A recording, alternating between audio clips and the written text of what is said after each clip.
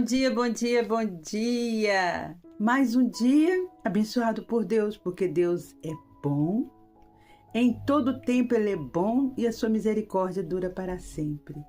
Ele é bom. Eu fico olhando em Gênesis, quando Deus começa a criar a terra. A terra era sem forma, vazia. O Espírito de Deus pairava sobre a fonte das águas, sobre as águas, né? E a Bíblia diz que a primeira coisa que Ele criou foi luz. Haja luz. E que no dia de hoje haja luz na sua vida. Que Deus ilumine os seus passos, que o Senhor ilumine a direção da sua vida, que o Senhor possa te dar a luz de entendimento daquilo que precisa na sua vida. E eu profetizo hoje que Deus possa iluminar e guiar os seus passos e mostrar o caminho para você, no poderoso nome de Jesus Cristo.